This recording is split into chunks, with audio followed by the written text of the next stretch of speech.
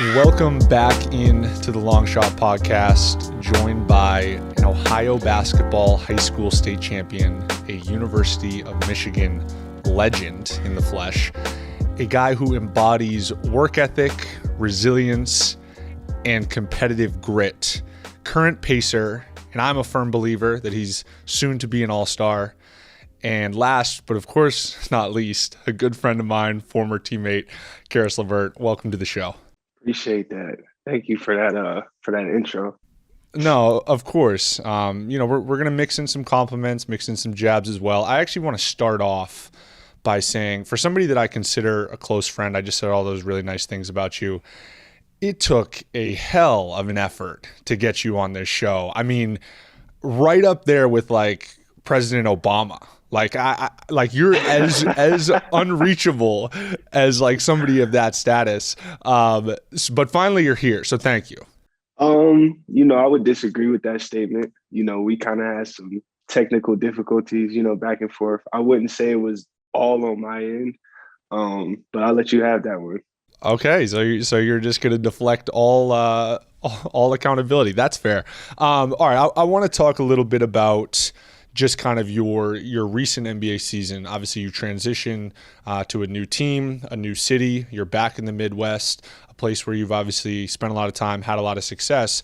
But for you, this is the first time in your NBA career, professional career, that you're outside of New York. So talk a little bit about, if you don't mind, just kind of what goes through a transition like that. I think people, as fans, just see the change of jersey, but really there's so much more. We'll get into the kind of details of really what happened around the trade, but just more kind of the lifestyle stuff and then also maybe play style stuff. Yeah, man, I'm actually going through it right now. So, I'm just now moving into a new house, new situation, moving all my stuff from, New York to Indiana. So it's kind of been, very hectic because it's not just moving, but it's moving during an NBA season as well. So you're not only just moving, you got to worry about playing in games. You got to worry about, I wasn't living by myself. My family was living with me and my little brother. So worrying about his stuff as well. So it's kind of a lot to go through. But like I said, I have people, that kind of helped me with the transition. So they've made it a lot easier for me. But it's definitely something that, you go through and it's like, damn, this is like real life right now. You know what I mean? Yeah, no, for sure. I also just want to ask, I mean, Indy and New York City are two very different places, obviously. I think that goes without being said. But how much does that, like the city difference, actually impact your NBA experience? Or is it more so just the organizational differences? Or do you feel the city being very different and having an impact on your career? Nah, it's both for sure. Coming from New York is like a big market, especially Brooklyn. And, what we were building over there, it was the names that we kind of had coming through was a big market team. And then moving to Indiana is like a much smaller market. That's just one thing. But then, obviously the city, the lifestyle is way different as well. I think in New York, just one big thing is I never had a car there. I always had a driver, to take me Big around time. places. But Driver, big in the time. Midwest, you got to have a car. So that's going to be a change for me. But it's just a lot of differences. It's a lot of differences going from East Coast, a big city to a smaller market team. But I'm really enjoying playing in Indianapolis so far, and I can't wait to see what the future holds for sure. It's so crazy. Like in no other profession other than professional sports, do you just get a call that now you're moving cities? So do you just like pack a duffel and go to Indiana and then the rest of your stuff comes whenever it comes? Like, are you in a hotel? How does that process all work? That's exactly what happened. So it was like I got the call, and then I was there. I was still in New York for maybe like a day. And then the next day, I headed out. Me and my brother, we headed to Indianapolis, and we were kind of just there. I was in a hotel for like a month and a half, 2 months, just there. I just moved into my house like last week, to be honest with you. So we were in the hotel for that long, and I had a duffel bag, and my brother was back and forth transporting my stuff. But I kind of, like I just said, I'm just getting settled now, and it happened 3 months ago. So that just gives you a little bit of insight into it. Yeah, obviously the player movement was well documented from like an NBA media standpoint, but then another huge storyline that obviously many people know that came from that whole trade was your health and what ultimately came to light during the screening, the physical, and what ensued afterwards. I can't even. Obviously, first and foremost, everyone's so happy to see you now back on the court playing and healthy. I can't even wrap my mind around what that must be like to go from first finding out you're being traded, you're moving your whole life, but then there's also got to be a perspective shock of like now you're going through like that's one being traded is one form of adversity, but now this whole the tumor that came to light, that's a whole different form of adversity. Can you just speak to that just a little bit, maybe how that kind of happened and whatever you're willing to share? Obviously, not trying to put you on blast over here. Yeah, well, it was like a whirlwind, man. It was like they called me. It was like, you're getting traded. You're going to Indianapolis. So boom, I go to Indianapolis. I'm there getting my physicals early in the morning, like 6, 7 a.m. But I'm in the hospital for a long time. I'm in the hospital for like 3, 4 hours. I'm like, what is going on? So I'm asking the nurses, like, what's up? And they're like, yeah, we're just running some more tests. It'll be a couple more minutes. So they finally let me go. As soon as I leave, I get a call, from a random number because I don't know anybody there yet. Doc calling me like, yo, you don't know me, but this is Doctor such and such. And he's like, you won't be traveling with the team today. We found somewhere in your MRI. I'm like, what do you mean? And then he told me, he's like, hey, we found a tumor in your left kidney. I'm like, what? He's like, yeah, I know it doesn't make a lot of sense, but we got to run more tests before, obviously, you're cleared to do anything. And before the trade even goes through. So it was like 2 or 3 days before anything went through. So I don't know if y'all can remember, but like it was a lot of speculation. Like on Twitter, it was like the trade might not go through. Someone failed their physical. It hadn't came out that it was me yet. So people were like, what is going on?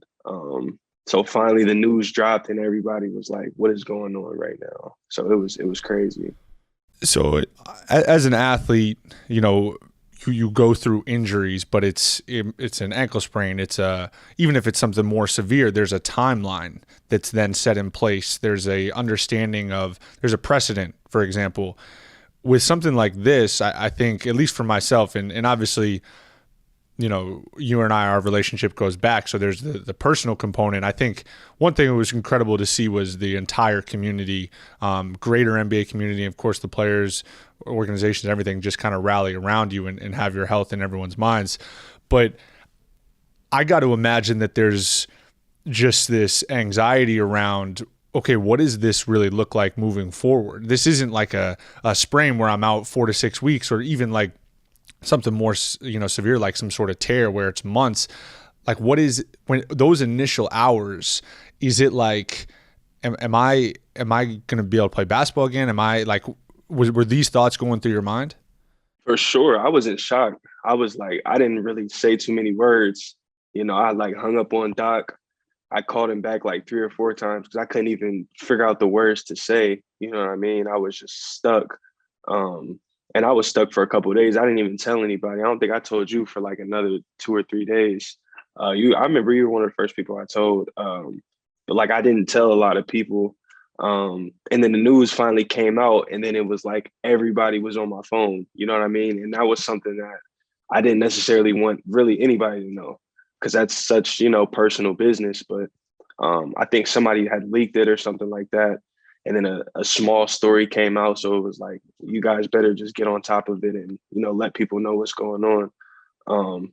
But it was definitely a time where I was like, I didn't know if I was going to be able to play again. I didn't know if I was going to be good, just, in life in general. You know what I'm saying? So it definitely put a lot of things in perspective for sure. That the idea of keeping basketball in perspective is something that we've talked a lot about on this podcast with previous guests. And for example, we just had Joe Ingles on last week, and he was saying his son being diagnosed with autism was one of the best things that happened actually for his playing career, because it actually helped him reframe, how he would approach his games, in that it just, it's just basketball. I'm curious, and maybe you aren't far enough removed. Obviously you're back out there. I mean, you had 35 last night. Do you feel, and maybe it hasn't in this near recent memory, but like, do you think that this will have an impact on your ability as a player and actually help, with your on-court success? Or maybe not. Yeah, I don't know. absolutely. No, it absolutely has already. I feel like every time I even touch the court now, it's like I'm thankful and I've always been, very thankful to be playing the game, but it's more so now that I'm just thankful to even be out enjoying the game that I love. Because past couple of months, I was cooped up in a hotel room, stomach hurting, wishing I could hoop, you know what I'm saying? Because basketball is an outlet for me. When things not really going the way I want, I hoop, but obviously I couldn't do that. So, for me, it kind of opened my eyes to like, damn, you're not going to be able to play basketball forever too. So cherish the moments that you do have. So ever since I've been, back playing, I've always tried to keep that joy and keep that perspective. Like just a couple months ago, you was on the hospital bed, you was in a hotel bed, you couldn't hoop, so your knees may be hurting today. You may not feel like going out and playing, but at the end of the day, you feel me? This is your job. This is what you love to do. So you might as well do it while you can. I want to talk a little bit more about dealing with adversity in general. I think it's something that a lot of people can relate to. And honestly, like when I look at my career and people that I've played with, I think of you as the ultimate example. I remember how you having injuries at Michigan. Obviously, you had injuries as a professional, and so many times those are viewed as setbacks. But I think one thing that I've always just had so much respect for about you is that in those moments when you're not on the court, one, I always know you're putting in work because you're like maniacal with your approach, which we'll get into at another time. But like, how have those moments, those setbacks, and it doesn't have to be necessarily the most recent, but like, speak to how you deal with those, how you maintain the perspective, how you, because so much of it obviously is the physical setback, but like it's the emotional toll, the mental toll of not being able to do what you love. Just speak to how you've learned to like deal and handle with moments like that. Man, to be honest with you, it's tough, bro. I try to just keep my end goal in mind, and try to just tell myself it's not gonna last forever. You know what I'm saying? The pain that I'm feeling, the pain that I was feeling a couple months ago in my stomach and in this area, it wasn't gonna last forever. And I just try to, like I said, like I'm gonna be playing in a couple months, so just keep your mind right and try to watch as much film as you can. Do the little stuff that you can, so when you get back, you'll be that much better. But it's hard, man. A lot of people will tell you that who kind of go through injuries. It's like you said, the mental and emotional part is harder than getting through the actual injury, because it's like, damn, I've been out for this long. I don't feel comfortable coming back. You have, just, regular thoughts. Confidence may be lacking when you come back. You may not feel, as, your win may not be back. I know that was something that I was going through when I was coming back as well. And it was like, just getting through those initial emotions for me was the toughest part. But once I got through them, it was like riding the bike again. I've been playing basketball since I was a little kid. So that joy and that love never left for me. Caris, it takes me to your open letter that you wrote coming out of Michigan to GMs, which I encourage everyone to go read if they haven't. That's a gem. It's a gem. It's a gem. And it's exactly what you're talking about. It's just acknowledging kind of everything that you've been through, but shown that you've bounced back every single time. And that's continued in your professional career. But I do want to go back to Michigan, and particularly 2014, I think, when a young Duncan Robinson made his way onto campus as a redshirt. Mm-hmm. Can you just shine a little light on maybe what your first impressions of a young Duncan Robinson were? Yeah, man, it was like, he was like a deer in the headlights. But everybody kept comparing him to Nick Stauskas, you know what I mean? Because Nick had just left. He was such a great shooter. He was like, Big Ten Player of the Year. He was one of the finalists for the Wooden Award winners. We had a great season with him and everything like that. And then, Nick came, similar build, similar player. But he was coming from a D3 school, you know what I mean? And he had made some noise there, and everyone was kind of like, can he will it translate? Will he have enough confidence to be able to do that at this level?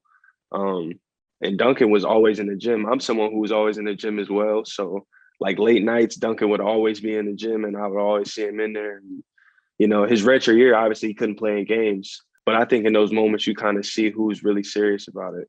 And you would always see Duncan always just around the gym, you know what I mean? Getting extra work in, talking to the guys, just being around the game. And I think you saw that love for the game when he was super young. And then his first, 6-7 games playing, you saw the talent, jump off the page right away. He was shooting 60-some% from three, leading the country right away. So it was like, wow, this is crazy. Dunk, I'm curious then what your first impressions of Caris were, because then, like you said, I imagine Caris is right that you're a deer in the headlights showing up on campus, and then you're looking at like the big man on campus, Caris LeVert. What are you thinking when you're in those first practices? I mean, so they had just lost in the Elite Eight. Caris had got gamed by Andrew Harrison at the buzzer to lose on the left. Aaron Harrison at the buzzer to lose, hand down, man down type of thing. But a lot of those guys left. Glenn, Mitch, Nick. And Caris could have left. I think Caris, I think they were saying you could have been like a late first round pick. For sure would have been drafted. Yeah. And I know you were thinking about leaving, right? Mm-hmm. Yep. Yeah. So if it was like today, I definitely would have tested the waters and I probably would have ended up leaving. But the rules were a little bit different back then. Yeah. You know what I mean? Yeah, because you would have worked out for a team and they would have been like, all right, this dude is 175 pounds and has straight game. I guess at that point you were what, 190? Yeah, I was small though. I was Yeah. So anyways, I get on campus, first open gym. It's legitimately, I mean, the entire level is like beyond anything that I'm ready for at that point, first of all. But Caris legitimately looks like he's playing a different game. It's like when you watch somebody that is just so advanced, and it's like he's moving at different speeds, like controlling the whole pace. And this is just pickup, right? Like nobody can stay in front of him. Like early on, it was like Jamal Crawford vibes, like crazy, like shifty threes, all this stuff. But there was actually a night that this was probably 2 months into my time at Michigan. Maybe not even actually, maybe like a month and a half. Me, you, and Derek playing King of the Hill in the PDC late night.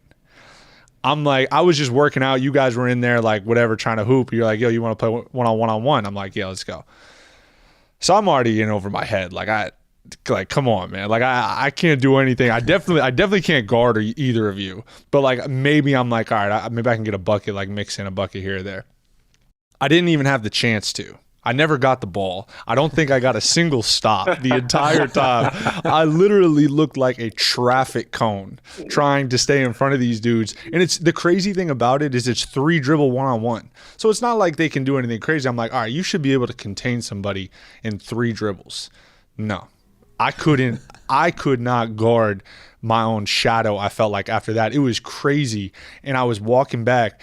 I remember you guys took the bus back. I was like, nah, man, like I'm walking back because I needed to be with my own thoughts. And I called my boy and I'm like, dude, I fucked up, man. Like I'm never going to get on the floor here. There is no way I'm ever going to be able to play. I was like, I couldn't get a stop for an hour and a half straight. There is no way I could play at Michigan. But like honestly, like Caris always looked out for me, and I think there was like some like mutual respect, just in the fact that like he motivated me a ton to always be in the gym because he was always in there, to the point where like I think it's funny when people talk about, and I get it, it's very different in the NBA season, but this is actually something I wanted to ask you about, Caris, is like, I know you're a crazy worker and you have the late nights and you get all these extra reps in, but like that's not always sustainable in an NBA season. Like it's a little different than college, and like you need to find that balance, and that's something I've struggled with. But I was going to ask you how you have you gotten it to a point where you found that balance between like, all right, like I'm going to go get one in at 11 p.m. tonight, or like I'm actually going to get off my feet, get a massage, hit the Normatec, whatever, and do what I need to do to recover. For sure. That's like that was the hardest part for me. It took me like 3 years to just get in a routine where I was like, okay, I feel comfortable getting work in here. This is my off day. This is light work. You know what I'm saying? I just now last year I got to a point where I'm like, I felt like I actually knew what I was doing when it came to that. But before that, I was struggling with it. Like I would work too hard. I'd come into games, I would have no legs and shoot like 2 for 10. And it really be because I was in the gym last night until like 12, you know what I'm saying? Or I wouldn't go in the gym and my legs would feel great, but my game would feel nasty. So it'd be like, just finding that balance. But like I said, it was probably like a year ago when I found like, okay, this is what I need to be doing. I need to take this amount of off days per week. But I think I'm kind of like a vet now. I done got into a nice little routine. Yeah, in that same kind of area of discussion, I want to ask about your off seasons, because obviously off season you're able to kind of like beat up the body a little bit more and like push it. And that's not to say that I'm sure you still prioritize recovery in the off seasons as well, because it's incredibly important. But how do you approach your off seasons? Is it like, are you just kind of just working, checking boxes, like trying to get workouts in? Or are you like very tactical with like, look, I want to add this to my game this summer? Because I think one thing people have seen throughout your career is every year you've gotten better, and every year you've improved and gotten more and more comfortable. So what is that offseason kind of approach look like for you? Yeah, the first couple seasons, it was kind of like I didn't really have a specific plan. I was just kind of, I never really had a trainer before. So I was kind of just by myself, just working on the stuff that I know how to do, just trying to get better at the stuff that I'm already good at. You know what I mean? But this past summer, I started working with Alex Basil. And I feel like he's really taken my game to the next level. I was with him and Kai and Kevin almost every day since quarantine started. And we were working sometimes twice a day, and just working on specific things. And that's kind of the first time I really worked on like, all right, I'm gonna work on getting to my spot today. I'm working on getting to this spot right here and knocking down this shot. And that's the first time in my career I've done that. And since I've kind of been working that way, I've kind of felt my game just get better each and every single day, really. Having like a specific plan that I'm going to every day and having like a specific routine that I'm doing every day. And I kind of carry that through the season as well. I think that was fully on display in the bubble, which was when, obviously you guys as a team, Brooklyn at that point, were totally depleted.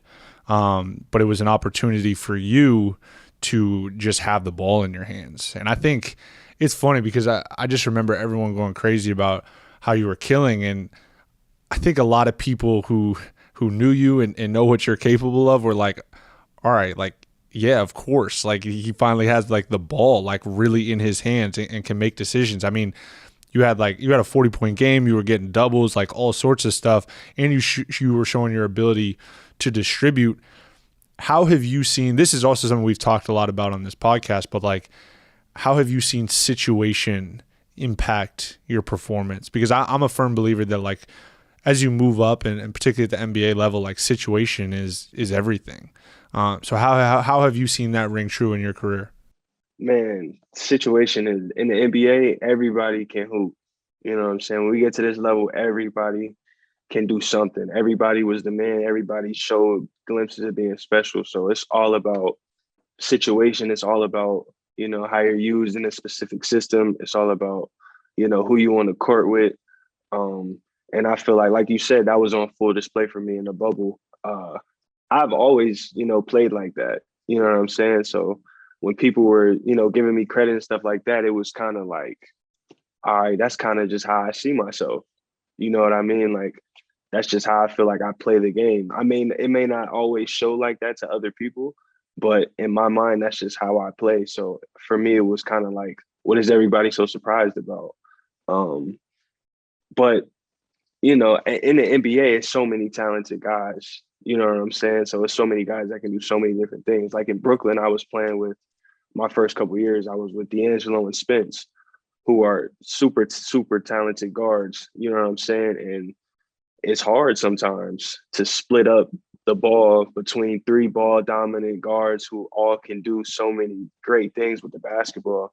And I think at times, one of us had to take the back seat. You know what I'm saying? Obviously D'Angelo emerged to the All-Star, and Spencer and myself, we both got hurt that year. But it was times early in that season when, me and Spencer were on the court and D'Lo wasn't on the court, and D'Lo probably felt as if he should have been on the court. And it just works out that way. You know what I'm saying? Because like I said, in the NBA, there's so many guys that are so talented. So it really just depends on where you're at in a certain spot in a certain situation. Caris, that kind of goes back to what we're talking about though. Like that's just for you to then get uprooted and put in a new city, new situation, new team, where like we've kind of just talked about, you're a guy who is so effective with the ball in your hands. What's that like to show up in a new locker room and sort of feel like you want the ball? Or, is there that feeling? And then like figuring out where your place is on this team that sort of has things, we're mid-season, so they have things figured out. They sort of have things that they're running, and then you're thrust into the middle of it all. Yeah, I think that was the weirdest part, just being thrown like in the middle of the season. You know what I'm saying? Like if it was the summertime, I think it would have been a much easier transition with, open gyms and stuff like that. But it was like my first time playing with these guys was in Phoenix. Like during Phoenix, my first game playing, that was like my first time playing with these guys. And he just, threw me in the starting lineup, threw me in the fire. So it was definitely tough. The transition was tough at first, but, I got great teammates and, they're stressed to me every day to just be aggressive and be myself. So they make it super, super easy on me, but not every situation is like that. You know what I'm saying? Not every locker room has guys who are going to tell you to go out there and be aggressive and go out there and, be creative and do what you do. So that's definitely a testament to the guys in the locker room. But it's not, like I said, it's not always like that. Like some guys walk into situations where, they already have guys who kind of shoot 20 times a game, or they already have guys who have the ball in their hands, and you kind of just got to find your way. I want to ask you about the Pacers, and more specifically, I want to ask why you don't guard me when we play each other. Why I don't guard you? Yeah, why don't you guard me? Is that a lot of times coach kind of put me on.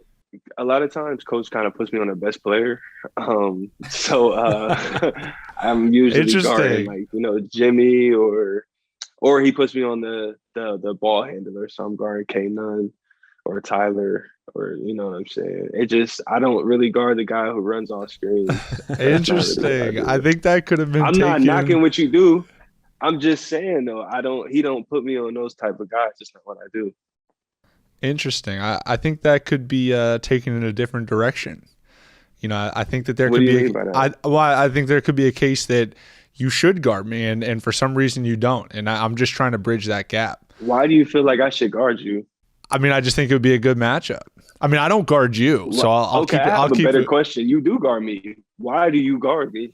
Because you do guard me. Actually, Caris, y'all should cue to like my highlights on Duncan right now. That's what y'all should do on this, because I have many, many, many buckets on him. I wanted to ask you about this actually. Correct me if I'm wrong, but it seems from the outside that when the Heat and Pacers play, you're looking for opportunities to ISO Duncan. Like whenever you notice he's on you, you start clapping for the ball a little bit more aggressively. Usually I would, but this year he kind of like, I feel like you started on me this year for whatever reason. I don't know what that was about, but like every time I look up, I see you guarding me. That actually didn't happen. I didn't. That you were never my matchup. Obviously, in transition, things get mixed. But I think the best example of that, Davis, was actually in Brooklyn. I remember this. This was last year, and I think I was on you in transition or something, and it was on the right or I was on the left wing. We're going to pull this clip up and put it in. And the ball handler starts going away and you just clap like, yo, swing it back. And you don't get it. And I run to try to deny because I'm like, I'm just not going to let you catch. Just because, just pride, obviously. I think my best opportunity to contain you is to just not let you touch the ball, because we've already covered what has happened previously in King of the Hills. But I will say I think I've improved as a defender since then. Lateral quickness and all that stuff. Yeah, I think you definitely have improved as a defender. I think you're just not as scared to play defense now, which is good. I think that's the first step.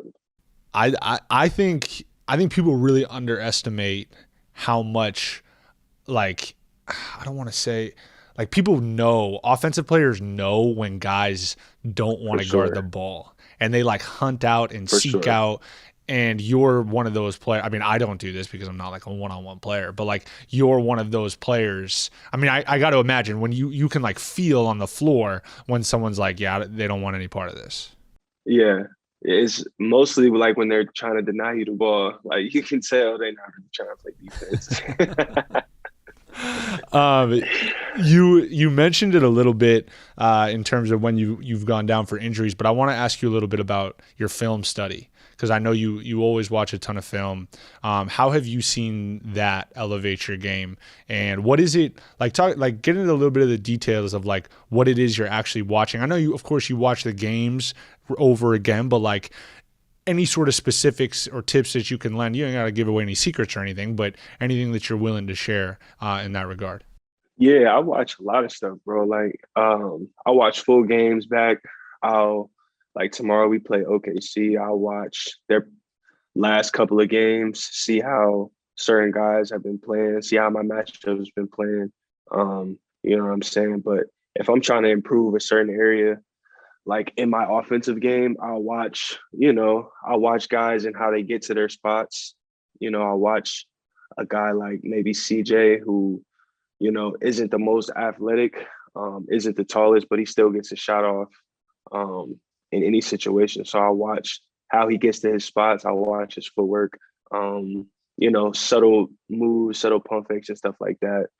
I'll, watch how guys operate in pick and roll, operate in transition. I try to break down, the simple parts of the game and try to add little parts to my game as well. But I think that's been a huge part of, me getting better. I think that started at Michigan. That was a huge part of what we did. I think Coach Val really helped me with that. Coach at Butler now, he really helped me at, watching film and dissecting film and kind of adding things to my game and things like that. So I try to just take that and carry that along with me on my journey. How much film are you watching of yourself versus competition? And the reason I ask this is I remember in Summer League a couple of years ago, I went and saw Duncan before one of his games, and he was on an iPad just watching him hit a bunch of threes. It was like mental preparation just to see the ball go through. Hold on. I want to address this before we get some like self-inflated narrative that gets built here. It's called cybernetics. And it was being used by our organization at that time. And it's like envisioning like successful outcomes. So it's like all the examples of like my best reps, and it would just kind of get played on loop to this like soothing music, and you just watch it in loop. So this wasn't me just like, oh, look how good of a shooter I am, like watch me hit all these threes. No, this was like a tactical effort by the Miami Heat. It's called cybernetics. You can look it up. But go ahead, Davis. It wasn't soothing music. It was like rain. It was like raindrops and Duncan hitting threes. That's not soothing? That's incredibly soothing. I believe it, man. I believe it. But are you doing something similar, Caris? Like, are you breaking down a lot of your own film as well? Absolutely. For sure. Like, I think I'll probably watch more of myself if I play a bad game more than I play a good game. Like, if I do stuff that I didn't like on the court, I'll probably go back and watch it more than if I have a great game. Because I just feel like I should play a certain type of way. And if I don't play that way, then I want to see why I didn't. You know what I mean? So I probably watch more of myself than I do of other people, though. I want to ask about earlier this year. we talked a little bit about your success in the bubble.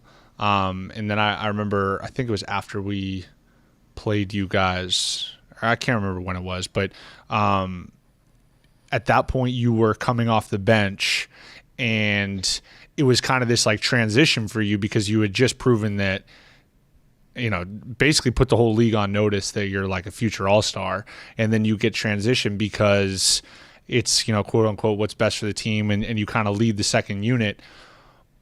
What was that dynamic like? Obviously that team has gotten so much coverage this year with those three guys in particular, but what did you experience early on that year, maybe from like a personal standpoint of kind of the struggles that come with being on a team like that has all this media scrutiny and is constantly being talked about? And then of course for somebody like you're still trying to make inroads and improve really how good you are, and then having to take that, like, in theory, step back of like coming off the bench.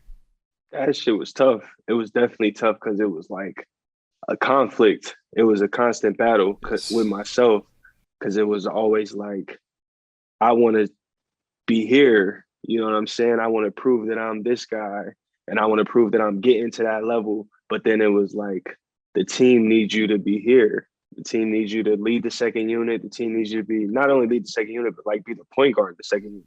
Right. So I'm distributing, I'm getting guys shots. You know what I'm saying? I'm not even going out there really playing like how I want to play. I'm kind of going out there managing the game as a backup point guard. You know what I'm saying? So it was definitely a conflict. And I think, you know, at times I didn't play the best because I was not in the right mindset. You know what I'm saying?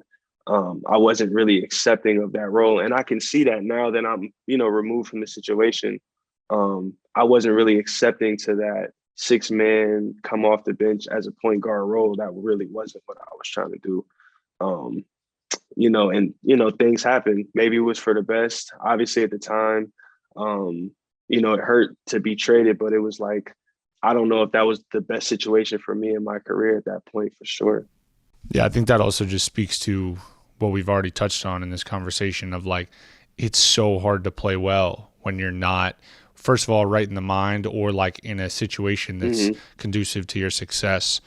I want to ask you about kind of that mental performance stuff. Obviously, you know, I've spent a lot of time around you, and one thing I've really noticed is how intentional you are with your goals, what you envision for yourself, what you want for yourself. Where did you kind of like first hone those skills? Was it Michigan? And how have those skills and like being very intentional about what it is you're going after developed over your career?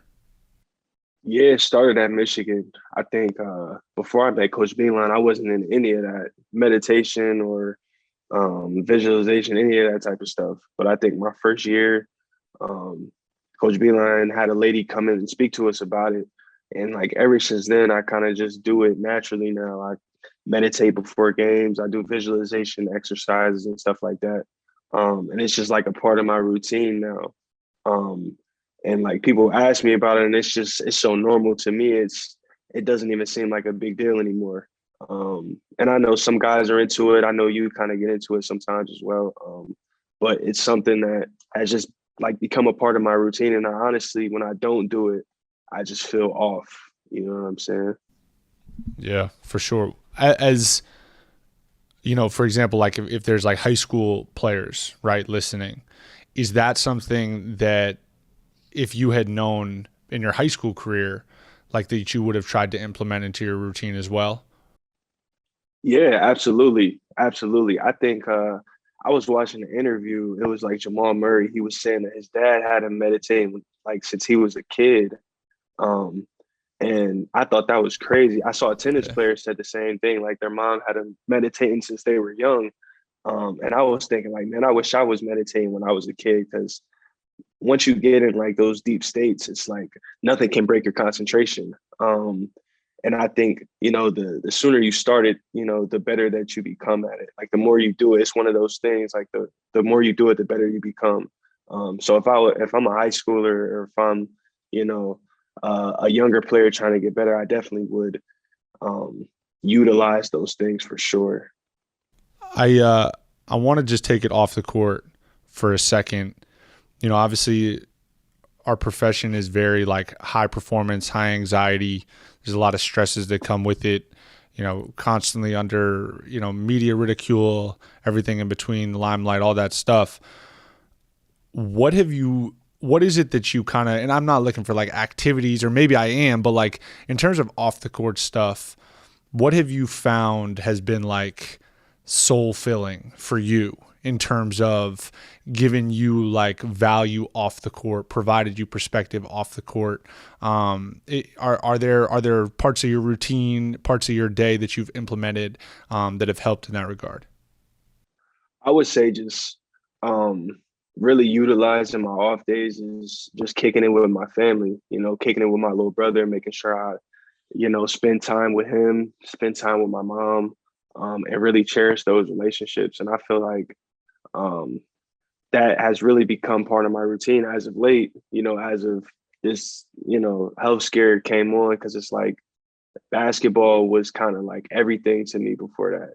Like I didn't really take days off. Like I took them, but it was more so like I was still watching basketball all day. Everything was centered around basketball, you know what I'm saying? But when that happened, it kind of opened my eyes to a lot of things. So now just really just utilizing my, like I said, my off days, spending time with my family, giving my body time to rest, giving my mind time to rest. I watch movies, read books, just play video games, regular stuff, but just getting away from the game is huge for me now, for sure. Love that. All right, we'll start to wind down here. We have a question that we ask all of our guests. It's more to your journey. I'm curious if there is a moment or a conversation or an experience that really you feel looking back served as like a pivotal point, and that it, you know, served as a springboard for your success. Is there something that when you look at your journey, because you have an incredible one, that really sticks out to you? Yeah, definitely. I would say when Kevin and Kai came to the Nets, I think that was a huge point in my career.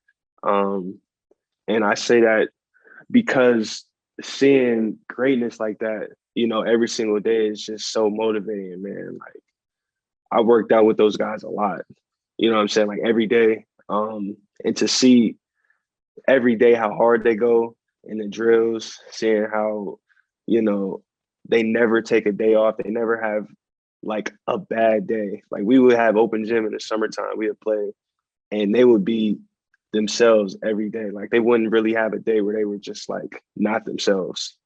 So for me, that was like eye-opening because, you know, as a young player, you're not gonna play your best every single. Them dudes play their best every single day, and it's like, if I want to be at that level, I have to get to that level. So that kind of just, I look at the game way different now, just having been around those dudes, and I'm definitely thankful for the time that I was playing with them for sure.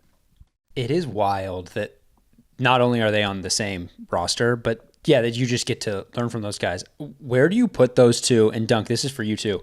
Where do you guys put those two guys just in terms of like all-time offensive talents? I They think top three. Yeah, I mean, I think Kyrie is. I mean, for me, it's like if we talking just skill, I would say Kyrie's the most skilled player of all time, and then I would say like pound for pound or for size, Kevin is probably the most skilled player. Like I don't think we've seen a 7-footer be able to do what Kevin does. So that's why I say they top 3, top 5. I mean, I wouldn't say there's guys that are more skilled or better than what they do. I think there's definitely guys who are obviously have done what they've done, like, but just more skilled or being able to do more with the basketball than they can do. I don't think that we've seen that. Yeah, I was going to say, I mean, you can look at like numbers or championships and make an argument that so-and-so's better or this or that. But in terms of ability, it's like, I watch Kyrie and it's like, it's almost like he on purpose makes the game like more challenging for himself just because he can. Like, I'm going to do this and then shoot this lefty floater on the right side off the glass just because I can. Like, I probably could have just got to the rim and like laid it in also, but it's like, I'm just going to do this because I'm capable of doing it. And he's like I don't want to say one of one, but like he is in a very, very small category of people that can do, like, his finishing ability, his handle, all that, the way he moves. I mean, yeah, I agree with what Caris is saying for sure. They're certainly up there. All right, let's get to our undrafted segment. We'll wrap it up here. We'll let you go. You got a big one tomorrow, so we'll let you get to bed here. But not that it's that late. It's like 8 p.m. But it's we got our undrafted segment. I'm gonna lead it off here. So you really made the late night workouts a staple at Michigan. That was kind of like your go-to. Just all the time you were in there, past midnight. I'm curious if there is an artist that you particularly enjoy listening to while working out.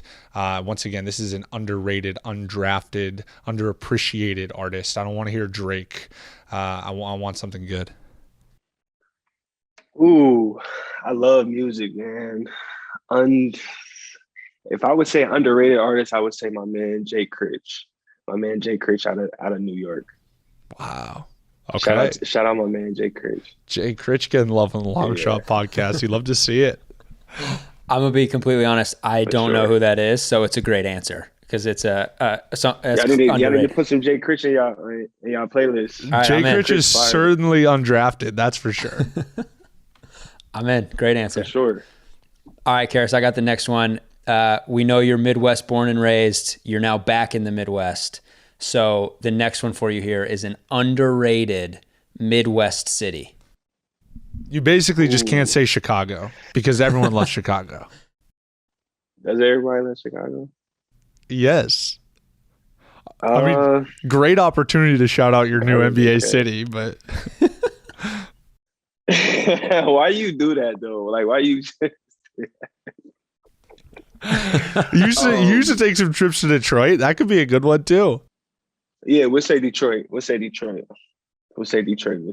I know you got some people in Detroit. I'm just trying to help you out, man. These are tough questions, These aren't your everyday media questions, man. We're putting your feet to the fire. All right. Yeah, I'm gonna go Detroit. This one, you can pick this person from any point in your career. So you could even shout out a high school teammate, college teammate. Obviously, an NBA teammate is more than welcome as well. I want to know a teammate of yours that you feel just was really good and just never got the love he deserved. Ooh, never got any love or didn't get the love that he deserved. Just like, just like they can get love, but just like, they were underappreciated. Like their value to the team, they either underappreciated. Okay. Yeah. It doesn't have to be me. This feels like you want him to say. I actually don't want it to be me. Okay, good. It would never be you. All right. Well, I made the rules that it can't be me. So there you go. I'm gonna go high school. I'm gonna go my boy Chad Nelson. So if you're watching this, Chad can hoop. Yeah. Chad can hoop. For sure. Chad never got the love he deserved. Chad used to was always overshadowed. He used to bust Andrew Dokic's ass in 3-on-3. So, Chad, if you're listening to this, you never got the. I think he played Division II, right? He did. Yeah. No, Chad can hoop for sure. That's a great answer. Chad Nelson. I hope you're a fan of the Long Shot, or I hope you're tuning into this one at least because your boy's on it. All right. Well, this has been fun, man. We appreciate you taking the time. A lot of gems in this one. Appreciate you opening up. Appreciate you shining some light on your journey and also what makes you, such a high level player. So, thanks for taking the time, man. It was well worth the wait. It took a little while to get you on here, but I'm happy that we finally did. Yeah, no doubt. Thanks for having me.